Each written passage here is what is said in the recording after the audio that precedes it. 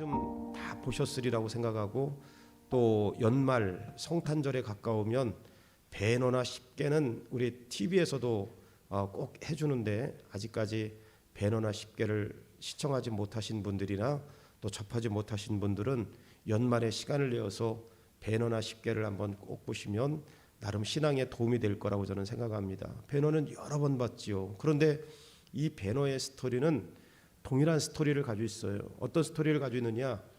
이 마차를 끄는 사람이 배너인데, 이 배너가 로마의 속박을 받고 있는 유대인들 가운데, 로마의 속박을 받고 있는 자기 동족 유대인들 가운데 하나님께서 약속하신 메시아가 오시면 그 메시아는 강력한 정치적인 힘을 갖고, 그리고 군사적인 힘을 갖고 로마에 속박되어 있는 이 유다 민족을 해방시켜 줄 것에 대한 간절한 소망을 마음 가운데 품었습니다. 근데 그분이 예수님이라고 우리 신약 성경에 이야기하잖아요. 그 배너가 영화상에뿐만 아니라 실제로 유대 민족 가운데 예수님께서 오셔서 행하신 초기의 사역들을 보면 유다인들이 아마도 예수 그리스도가, 예수님이 나사렛에서 출생하신 이 예수님이 하나님께서 예비해 놓으신 메시아일 것이다, 하나님께서 약속하신 메시아일 것이다. 그리고 이 배너라고 하는 영화상에도 이 배너가 예수를 가리켜서 그렇게 생각하고 있었던 거예요. 예수가 하나님께서 약속대로 이 땅에 보내신 메시아일 것이다, 메시아 되실 것이다. 이 예수가 반드시 로마의 속박으로부터 이 민족을 해방시켜주고 강력한 군대를 이끌어서 독립을 일으킬 것이다. 그런데 뜻밖에도 예수님은 그렇게 사시지 않았지요. 마지막에 여기 이 배너가 예수님에 대해서 실망을 하는데, 왜 메시아가 힘으로 싸우지 않는가? 로마를 상대해서 왜 예수는 힘으로 싸우지 않는가? 로마를 상대로 왜 무너뜨리지 않는가? 오늘 배너가 영화상에 보면 그런 그 마음에 그 실망을 해요. 그리고 그 실망 끝에 뭘 깨닫느냐면, 마지막에 이 배너가 붙잡히는 가운데 끌려가면서 예수님이 전해주는 물 한 모금을 마시면서 자신이 기다린 메시아는 로마를 이길 힘을 가진 분이었지만 예수님은 내 마음의 미움과 분노로부터 이기는 구원자였다. 그러니까 그 배너가 마지막 순간에 자기가 생각한 것은 강력한 리더십과 힘을 갖고 군사적인 그 힘을 동원해서 민족을 해방하고 자기를 구원해 줄 메시아를 기다렸지만, 예수님은 가만히 보니까 그러지 않았거든요. 그리고 결국에는 십자가에 힘없이 죽으셨거든요. 그런데 이 배너가 그 예수님을 보고 자기에게 물 한 모금을 갖다 주는 그 예수님을 보고 깨닫는 게 뭐냐면, 예수님은 로마를 무너뜨리고 민족을 해방시킬 수 있는 능력과 힘을 가지신 분이시지만, 그 이전에 예수님은 마음의 미움과 분노를 이기는 구원자였다. 배너의 이 영화 가운데 그걸 깨닫게 해줘요. 그래서 사람들은 배너처럼 자기들이 원하는 메시아를 다 기다리는 거예요. 좀 후에 나오겠지만 자기들이 원하는 메시아를 전부 다 기다리는 거예요. 메시아는 이럴 것이다, 약속된 메시아는 이럴 것이다.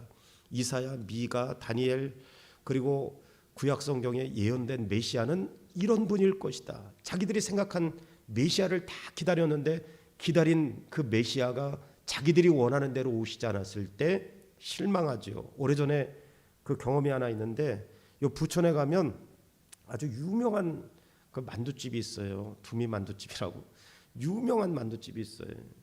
그래서 우리 전에 있던 청년들하고 한 20명이 그 집에 가서 밥을 먹는데, 일부는 만두국을 시키고 일부는 순두부찌개를 시켰는데 순두부를 시켰어요. 근데 우리가 생각하는 순두부찌개가 아니라 빨갛고 뭐 그 이런 그 매콤한 순두부찌개가 아니라, 거기서 직접 순두부를 이렇게 만들어 가지고 나오는 거예요. 간장에다 이렇게 섞어서 먹으라고. 근데 초당 순두부처럼. 그러니까 청년들이나 학생들이 안 먹는 거예요. 갑자기 하얀 순두부가 나오니까 다 일제히 청년들하고 학생들이 그러는 거예요. 자기들이 생각한 순두부가 아니, 그 빨간 그 아주 매콤한 순두부를 생각하고 시켰는데 초당 순두부처럼 허여멀건한 순두부가 나오는데 사람들은 그게 맛집인데 청년들이나 학생들은 원하지 않았던 맛이 나오니까 그날 순두부 시킨 청년들과 학생들은 맛없다고 다 남겼어요. 그런데 여기 오늘 이 말씀에 바로 그거예요. 베너는 자기가 생각한 메시아는, 영화지만 자기가 생각한 메시아는 이런 분이라고 생각했는데 그 예수님의 행적은 그렇지 않은 거예요. 유대인들은 자기들이 원하는 메시아는 이런 분이라고 생각했는데 자기들의 행적과 이 예수님의 행적은 맞지 않는 것이죠. 십자가에 예수님이 힘없이 달려 죽으셔요. 메시아가 나라를 구원해야 되는데, 민족을 해방해야 되는데 힘없이 죽으셔요. 그건 자기들이 원하는 메시아가 아니라는 거죠. 그래서 여러분, 우리가 함께 공부하면서 이 유대인들이 생각한, 잘 들어보세요, 유대인들이 생각한 메시아는 어떤 메시아였나. 우리 신구약 파노라마 공부하면서 여러분들 잘 공부하셨죠. 구약과 신약이 연결되는 그 신구약사를 보면 마카비 왕조라는 사람이 유다 역사에 나와요. 이 유다 역사, 우리가 잘 아는 대로 이 유다는 계속 이방 나라에 의해서 짓밟히잖아요. 바벨론에 무너지고, 아수르에 무너지고, 바사 제국, 페르시아죠. 페르시아에 무너지고, 헬라에 무너지고, 로마에 무너지고, 끝없이 무너지는데 그 가운데 역사 속에 구약과 신약이 연결되는 그 연결 지점에 있는 신구약 중간사에 보면 헬라가 어떤 나라예요? 여기 헬라어로다가 세계를 통일한 그런 나라 아니에요? 그런데 그 헬라에 반기를 든 사람이 하나 있어요. 이게 굉장히 중요한 역사이기 때문에 그렇습니다. 반기를 든 사람이 누구냐? 제사장 가문의 마카비라고 하는 사람이 있어요. 그 마카비라고 하는 사람이, 제사장 가문의 마카비라고 하는 사람이 혁명을 일으켜서, 뭐 정확한 건 아니지만 이 그림이 그 상황을 묘사한 그림이라고 이렇게 해서 제가 쭉 찾아보니까 나오는데, 마카비라고 하는 제사장 출신이 혁명을 일으켜서 헬라로부터 유다 나라를 100년 동안 독립을 시켜요. 기가 막힌 역사예요. 여러분, 역사에 관심을 가지고 있는 청년들이나 우리 성도들 읽어보시면 헬라를 상대로 해서 100년간 독립을 이끌어냈다는 건, 이건 기적 같은 일들 가운데 하나였습니다. 그러니까 다시 이 마카비가 일으킨 유다 나라가 로마에 다시 무너지기까지 100년 동안 마카비가 혁명을 일으켜서 헬라로부터 유다 나라를 100년 동안 독립시켜서 이 유다인들에게는 그런 꿈이 있는 거예요. 어떤 꿈이 있느냐? 앞으로 이사야 선지자나 미가 선지자나 다니엘 선지자나 선지자들이 예언한 또 다른 메시아가 오셔서 마카비같이 헬라로부터 이 유다를 독립시킨 것처럼 로마로부터도 이 민족을 해방시켜줄 메시아가 반드시 올 것이다. 그래서 이런 말씀을 근거로 이 사람들이 메시아를 기다리는 거예요. 마카비 같은 메시아가 반드시 올 거다. 헬라로부터 100년 동안 독립을 여기 시켰던 마카비 왕조와 같은 이런 유다인이, 이 선지자가 반드시 일어날 것이다. 이런 사람들이, 이 유다인들이 근거를 둔 몇 가지 말씀 가운데 다 읽을 수는 없고, 이사야 11장 1절로 5절 말씀에 유다인들은 이런 말씀을 근거로 마카비 같은 강력한 메시아를 기다리는 거예요. 한번 읽어보겠습니다. 시작.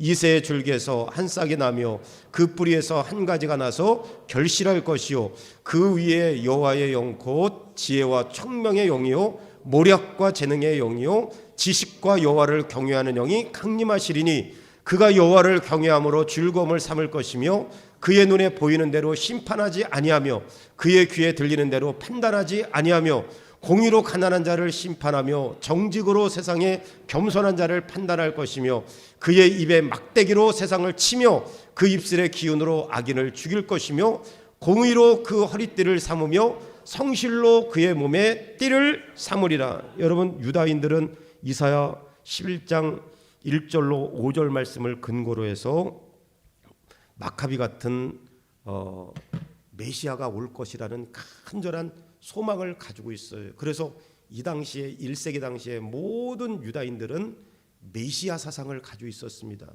메시아가 반드시 올 것이다.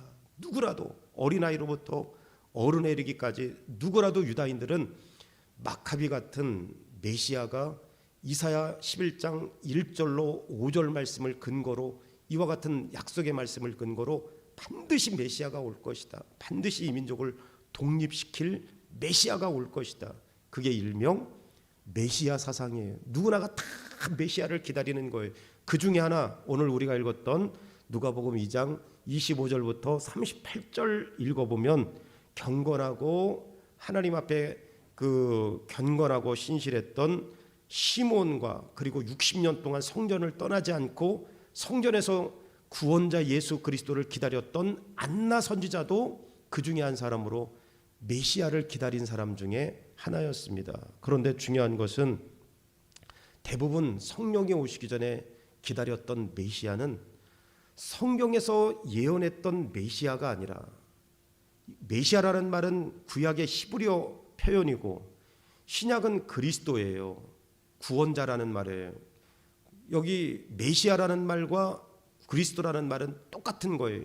메시아는 헬라어, 히브리어, 그리고 그리스도는 헬라어. 그래서 메시아 혹은 그리스도, 구약과 신약의 표현만 다르지 똑같은 거예요. 그래서 여하튼 누구라도 다 메시아가 오실 것에 대한 그 간절한 소망과 기대를 가지고 있었습니다. 오늘 우리가 읽었던 시몬과 그리고 안나 선지자도 메시아를 기다렸지만, 여러분 잘 들어보세요. 성령이 오시기 전에 대부분의 사람들이 기다렸던 메시아는 사람들의 생각 속에 있었던 메시아예요. 영화 배너 속의 배너가 메시아는 이런 분이라고 생각했던 것처럼. 그래서 오늘 이 말씀을 통해서 성탄의 달을 맞이해서 예수님은 사람들이 기다린 메시아가 아니라, 중요한 그 이야기예요. 예수님은 사람들이 기다린 메시아가 아니라 약속대로 오신 메시아 그리스도이심을 배우며 은혜를 받는 시간이 되기를 주의 이름으로 간절히 축원합니다. 그러면 우리 다 같이 한번 1번 다 같이 한번 읽어볼까요? 시작. 사람들이 기다린 메시아와 약속대로 오신 메시아는 어떻게 달랐습니까? 성탄의 달을 맞이해서 우리가 기다린 메시아, 그리고 약속대로 기다린 메시아가 우리 가운데 어떻게 임재해 계시는가를 모르면 말짱 꽝이에요. 그러니까 여러분 오늘 말씀이 굉장히 중요하죠. 참 하나님, 참 인간의 모습으로 나를 찾아오신 그 메시아가 어떤 분인지를 모르면 성탄의 의미는 별로 의미가 없는 것이죠. 그럼 오늘 말씀 가운데 25절부터 38절 다 읽을 수는 없고 25절 말씀만 읽겠습니다. 시작. 예루살렘에 시몬이라는 사람이 있으니 이 사람은 의롭고 경건하여 이스라엘의 위로를 기다리는 자라. 성령이 그 위에 계시더라. 의롭고 경건하다 그랬습니다. 그리고 37절부터 36절부터 38절까지 보면 여기 안나라고 하는 이 과부가 나오는데 84세가 되었더라. 이 사람이 성전을 떠나지 아니하고 주야로 금식하며 기도함으로 섬기더니 마침 이때에 나와서 하나님께 감사하고 예루살렘의 성량을 바라는 메시아를 기다리는 거예요. 예루살렘의 메시아를 바라는 모든 사람에게 그에 대하여 말하니라. 안나 선지자, 시몬이라고 하는 사람 다 메시아를 기다렸는데 이 시몬이라는 사람을 간절히 예수님을 기다렸어요. 성령이 오시기 전에는 희미한 거지요. 그럼에도 불구하고 성령이 오시기 전에는 희미한데 그럼에도 불구하고 이 시몬이 메시아를 간절히 기다린 거예요. 신약으로 말하자면 그리스도를 간절히 기다린 거예요. 약속대로 그리스도를. 그런데 이 시몬이 어떤 사람이었느냐? 여기 말씀해 보니까 그냥 일반적인 사람이라고 이렇게 말하지 않고 의롭다 그랬어요. 의로운 사람. 이거 다른 말로 말하면 디카이오라고 해서 디카이오스. 하나님과 사람 사이에 흠이 없는 사람 혹은 언약에 충실한 사람. 그러니까 시몬은 많은 사람들이 메시아를 기다리는 사람 중에 하나지만 여기 경건하게 흠이 없다. 그리고 하나님의 말씀 언약에 아주 충실하다 이런 말이고, 또 경건하다는 말 우리 많이 쓰죠. 이걸 신약으로는 헬라어로다가 율라베스라고 하는 말을 써요. 하나님을 직면한 사람, 쉽게 말하면 하나님을 직면한 사람, 혹은 우리가 뭐 누구를 독대했다, 뭐 대통령을 독대했다, 장관을 독대했다, 뭐 높은 사람을 마주대한 것을 독대했다, 그런 이런 말을 쓰잖아요. 경건하다는 말은 하나님을 늘 직면했다는 말이에요. 독대했다. 하나님을 늘 가까이 했다. 이런 사람이에요. 그리고 안나라는 사람은 보통 그 당시에 평균 연령 가운데 15세에서 20세가 결혼한 시기예요. 그런데 이 안나는 결혼하고 그 이듬해 얼마 안 돼서 남편이 죽었지요. 그리고 60년 동안 지금 나이가 84세예요. 그러니까 60년이 넘도록 성전을 떠나지 않고 예루살렘의 속량을 바랐던 사람 가운데 하나라고 성경은 이야기하는 거예요.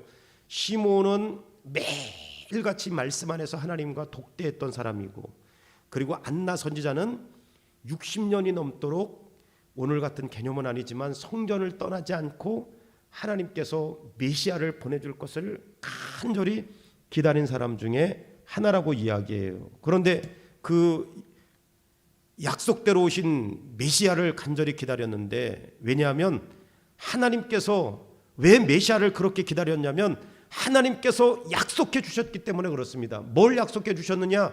이사야 40장 1절도 5절 말씀에도 메시아에 대한 약속을 이야기했어요. 그 약속을 붙잡고 기다린 거예요. 시므온은 매일같이 하나님과 독대하는 심정으로 하나님 앞에 나아가고, 안나는 성전을 60년 동안 떠나지 않고 하나님께서 약속한 메시아를 주실 것을 간절히 기다렸는데, 어떤 말씀을 근거로, 아까 이사야 45장도 이야기했지만 40장 1절부터 5절 말씀도 약속에 대한, 메시아에 대한 약속의 말씀이에요. 다 같이 한번 읽겠습니다. 시작. 너희 하나님이 이르시되 너희는 위로하라, 내 백성을 위로하라. 너희는 예루살렘의 마음에 닿도록 말하며 그것에게 외치라. 그 노역의 때가 끝나고 그 죄악의 사람을 받았느니라. 그의 모든 죄로 말미암아 여호와의 손에서 벌을 배나 받았느니라 할지니라 하시니라. 외치는 자의 소리요 이르되 너희는 광야에서 여호와의 길을 예비하라. 사막에서 우리 하나님의 대로를 평탄케 하라. 골짜기마다 도두어지며 산마다 언덕마다 낮아지며 고르지 아니한 곳이 평탄하게 되며 험한 곳이 평지가 될 것이요 여호와의 영광이 나타나고 모든 육체가 그것을 함께 보리라. 이는 여호와의 입이 말씀하셨느니라. 또 다니엘서 구약 성경에서 이렇게 메시아가 올 것을 예언한 거예요. 다니엘서 7장 13절 14절에도 많은 말씀 가운데 대표적으로 메시아가 올 것을 예언했어요. 다 같이 시작. 내가 또 밤 한상 중에 보니 인자 같은 이가 하늘 구름을 타고 와서 옛적부터 항상 계신 이에게 나아가서 그 앞으로 인도되매 그에게 권세와 영광과 나라를 주고 모든 백성과 나라들과 다른 언어를 말하는 모든 자들이 그를 섬기는 하였으니 그의 권세는 소멸되지 아니하는 영원한 권세요 그의 나라는 멸망하지 아니할 것이니라. 또 미가서도 직접적으로 모든 민족이 섬기는 왕에 대해서 다니엘은 예언했어요. 그 예수님이 태어나기 500년 전에 미가서 5장 2절 말씀에 보면 그 메시아가 구체적으로 어디에서 태어날 것까지 정확하게 수백 년 전에 예언을 했어요. 다 같이 한번 읽겠습니다. 시작.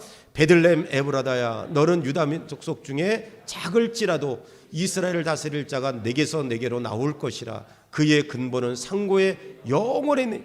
여러분 기가 막힌 말씀이에요. 이사야 선자 예수님이 태어나기 800년 전에 히스기야 왕 때 활동하던 선자예요. 예수님이 태어나기 800년 전에 그리스도가 오실 것을 예언했지요. 다니엘 예수님께서 태어날 것을 500년 전에 예언했지요. 미가 역시 400년 전에 오실 것을 예언했어요. 근데 그냥 예언한 게 아니라 정확하게 어느 지역에 어디에서 태어날 것까지 예언했어요. 기가 막힌 말씀이고, 베들레헴 여기 오실 때 미가서 5장 2절 말씀에 메시아 탄생까지 이야기했고, 스가랴 9장 9절은 더 기가 막혀요. 다 같이 한번 읽겠습니다. 시작. 시온에 따라 크게 기뻐할지어다. 예루살렘에 따라 즐거이 부를지어다. 보라 내 왕이 내게 임하시다니 그는 공의로우시며 구원을 베푸시며 겸손하여 뭘 타고? 나귀를 타고. 그 메시아가 오시면, 이 구원자 메시아가 오시면 하나님께서 예비해 놓은 예루살렘 성에 나귀를 타고 들어갈 것이다. 입성할 것이다. 어디에서 태어날 것까지, 그리고 나귀를 타고 입성하는 그분이 메시아가 될 것이다. 기가 막히게 예언한 거예요. 기가 막히게 예언한 거예요. 영화의 주인공이지만 베너라는 영화에서 베너가 메시아를 고대했고, 매일 독대한 시몬과 안나는 60년 동안 성전을 떠나지 않고 메시아를 기다렸는데, 사람들이 기다린 메시아와 성경에서 약속된 메시아하고는 달랐습니다. 그러니까 이사야 말씀, 다니엘 말씀, 미가서의 말씀, 스가랴의 말씀, 메시아에 대한 예언이 800년 전에 500년 전에 쭉 예언됐지만 사람들은 자기들이 기대했던 메시아가 있었던 거예요. 지금 이야기하잖아요. 자기들이 기다렸던 메시아, 그분이 베들레헴에서 태어날 것이고 예루살렘에서 그리고 나귀를 타고 입성할 것이라는 이런 말씀은 받았지만 자기들이 생각한 메시아가 실제로 성경에서 약속한 메시아하고는 달랐다는 걸 이야기하는 거예요. 베너는 유대의 사상을 근거로 한 영화니까 베너는 반드시 메시아가 오면 로마의 속박으로부터 강력한 정치적인 지도자 군사를 일으켜서 마카비 같이 이 나라를 로마로부터 독립해 줄 거다, 그런 간절한 기대를 가지고 있었지만 눈에 비친 예수님은 힘없이 십자가에 달려 죽으셨잖아요. 여러분, 오늘 예수님께서 이 땅에 오신 분명한 이야기를 지난주에 이어서 똑같이 이렇게 다시 한번 말씀을 읽어보겠습니다. 시작. 아들을 낳으리니 이름을 예수라 하라. 이는 그가 자기 백성을 그들의 죄에서 구원할 자이심이라. 예수님은 우리 가운데 왜 오신 거예요? 자기 백성을 죄 가운데서 뭐 하기 위해서 오셨다? 구원하기 위해서 오셨다. 또 중요한 말씀 하나 있지요. 22절 말씀 다 같이 시작. 이 모든 일이 된 것은 주께서 선자로 하신 말씀을 이루려 하심이라. 이르시되 보라, 처녀가 잉태하여 아들을 낳을 것이요 그의 이름은 뭐다? 임마누엘이다. 하나님이 우리와 함께하기 위해서 자기 백성을 죄 가운데 구원하기 위해서 이 땅에 오신 거예요. 그 예수님은 사람들의 기대와 달리 어떻게 되셨느냐? 요한복음 10장 17절로 18절, 내가 내 목숨을 버리는 것은 그것을 내가 다시 얻기 위함이니 이로 말미암아 아버지께서 나를 사랑하시느니라. 예수님은 이 땅에 죽으러 오셨다는 이야기예요. 지금 이를 내게서 빼앗는 자가 있는 것이 아니라 내가 스스로 버리노라. 나는 버릴 권세도 있고 다시 얻을 권세도 있으니 이 계명은 내 아버지에게서 받았노라. 난 하나님의 뜻대로 이 땅에 죽으러 왔다, 이런 이야기예요. 지금 사람들이 생각한 거하고는 핀트가 지금 안 맞는 거죠.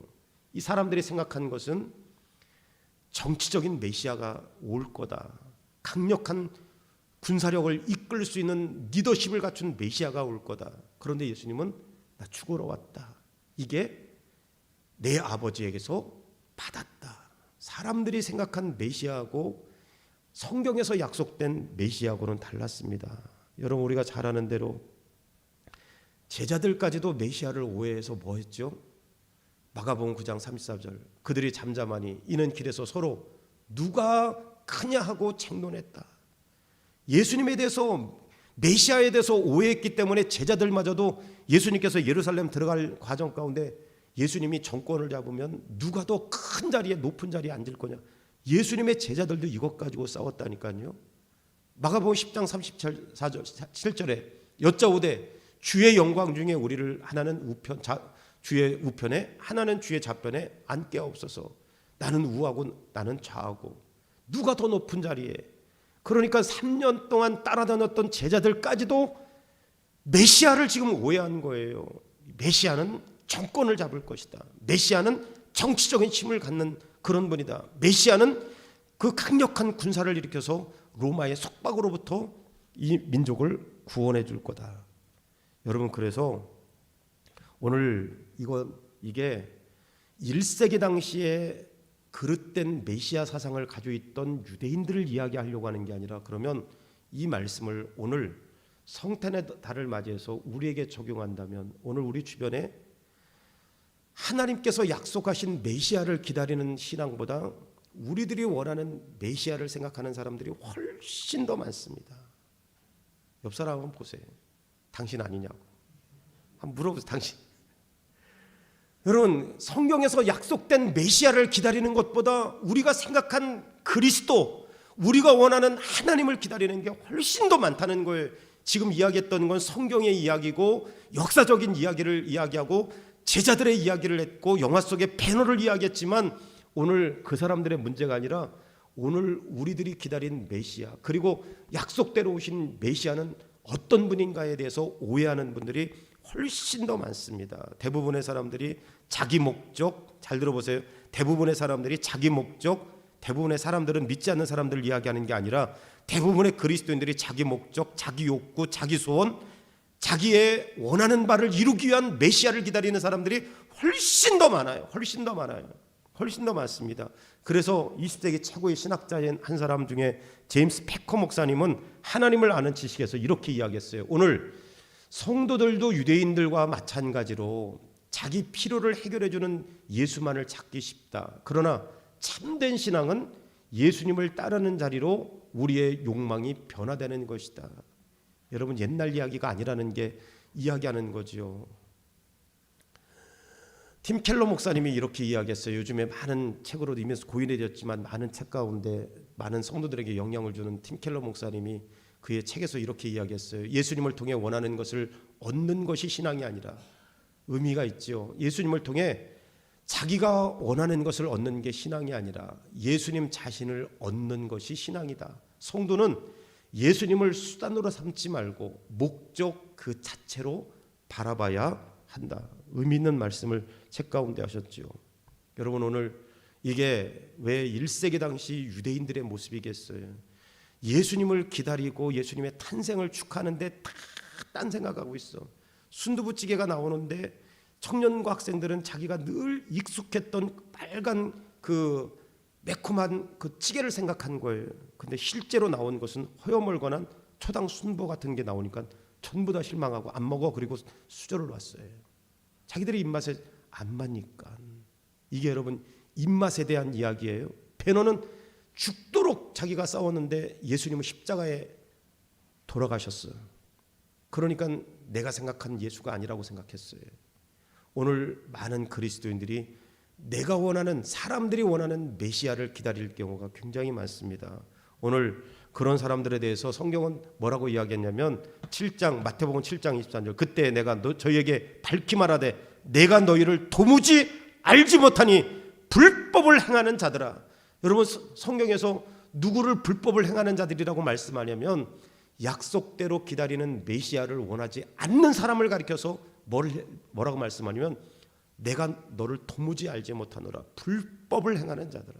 오늘 우리 세강교회 성도들은 약속대로 오신 메시아를 소망하는 저와 여러분 되기를 주의 이름으로 간절히 축원합니다. 두 번째, 그러면 약속대로 오신 메시아, 약속대로 오신 예수님과 그러면 우리가 어떻게 동행하는 삶을 살 수 있을까? 우리는 예수님이 오실 것, 다시 오실 예수님을 기다리지요. 그러면 약속대로 오신 메시아, 약속대로 오신 그리스도, 약속대로 오신 예수님을 우리가 어떻게 삶 가운데 우리가 누리며 살아갈 수 있을까? 예전에 안양교회에서 있을 때 우리 집사람은 알 거예요. 저녁 예배 전에 어떤 분이 목초액을 가져와서, 목초액. 장로님, 목초액 뭐 하는 데 쓰는 거예요? 무좀, 발가락 무좀. 그 목초액이 그 숯 있잖아요. 그 숯을 태우면서 거기서 이렇게 나오는 건데 거기에 사실은 발암 물질 뭐 이런 거 내가 어떻게 쭉 보니까 그 타르, 벤조피렌, 메탄올 이런 것들이 섞여 있어 굉장히 독성이에요. 그래서 이거 민간요법이지 약은 아니에요. 그래서 이거 발가락에다가 이렇게 바르라고 해요. 뭐 옛날 민간요법에 목초액 이런 거 신문에도 나오고 그러잖아요. 그런데 그 가져온 분이 몸에 좋은 거로 그 저녁에 장로님들이 쭉 안내 서는데 몸에 좋은 거로 그분도 가져온 분도 모르는 거예요. 드시라고. 그래서 장로님들이 그 목초액을 갖다가 제일 많이 드신 분이 감곡의 배장로님이에요. 장로님들 중에 나이가 제일 어리다고 그분은 2잔을 마시고 다른 분들은 한 컵씩만. 목초액이 여러분 그렇게 마시면 큰일 나요. 속 다 타는 거예요. 그거. 근데 그날 저녁에 목사님 오시기 전에 우리 다 마시자 그래가지고 목사님 뭐 따로 놓고 본인들이 그거. 저는 이제 냄새가 벌써 비유가 상하니까 성목사님 드시라는데 난 안 마셨거든요. 장로님들이 뭐 몸에 좋다니까 벌컥벌컥 그 무좀약 목초액을 갖다가 다 마신 거예요. 그 배장로님 그래서 머리가 다 빠졌는지 몰라요. 여러분 모르니까 그렇죠. 모르니까. 그거 얼마나 독한 건데요. 발에 무좀하라고 가져왔는데 드린 분도 그걸 잘 모르고 그리고 마시는 장로님들도 몸에 좋은 거라고 그냥 그 한 컵씩 벌컥벌컥 마셨는데 그냥 한 번 마셔서 그만이지 그거 굉장히 독한 거예요. 무좀약이니까. 모르면 그런 거죠. 모르면.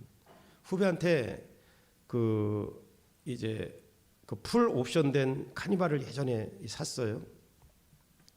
그랬더니 제가 얼마나 또 닦았게요. 그걸 깨끗하게. 근데 저녁 때까지 막 낮서부터 저녁 때까지 그걸 깨끗하게 탄 거예요. 어린애들이 탔었으니까 막 발에 끈적끈적한 거 묻어 있고 벽에 스티커 다 또 뭐 그 그림 스티커 붙으니까 다 닦고 그러니까 저녁 컴컴한 저녁이 됐는데 그 제일 그 카니발 뒷문에 그게 이렇게 해가지고 장로님 아실 거예요. 그 카니발 탔으니까 뒷문에 이렇게 제일 끝에 이게 닫혀야 되는데 안 닫히는 거예요. 아무래도 안 닫히는 거예요. 그래서 이게 차가 오래돼가지고 안 닫히나 되고 주먹으로 다 막 쳤는데 막 치는 순간 퍽 하고 나가는 그 차유리는 그 쨍그랑이 아니라 퍽이에요 그냥. 그래가지고 추배도 저러고 야 이 고장난 차를 왜 팔았냐 그랬더니 목사님 그거 앞에 풀옵션 된 차라 앞에 스위치 하나 누르면요 뒤에가 이렇게 스위치가 앞에 있었던 거예요. 전화를 했어요 제 목사님. 스위치만 누르면 뒤에 이 바람이 이렇게 이런 식으로 이렇게 사선으로 됐던 게 닫히고 이런 건데 그걸 주먹으로 치고 그냥 안 된다고 손바닥으로 치니까 그냥 순간에 퍽 하고 뒤에 유리창이 깨져서 10만 원 날라갔지요. 억지로 하니까 여러분 목초액 한 잔 마신 거 그리고 뒤에 유리창 깨진 거는 그거 돈 10만 원 물어주면 다시 고칠 수 있고 목초액 많이 마셨으면 병원 가서 위세척하면 살 수 있어요. 그런데 인생은 한 번 무너진 거는 인생은 고치는 게 굉장히 어렵든지 망하는 것입니다.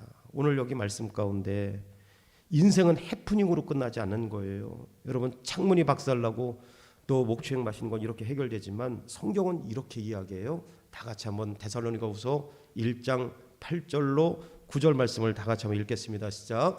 하나님을 모르는 자들과 우리 주 예수의 복음에 복종하지 않는 자들에게 형벌을 내리시리니 이런 자들은 주의 얼굴과 그의 힘의 영광을 떠나 영원한 멸망의 형벌을 받으리라. 여러 말씀할 수 있지만 여기 오늘 말씀에 메시아를 알지 못하는 삶은 결국 망한다는 거예요.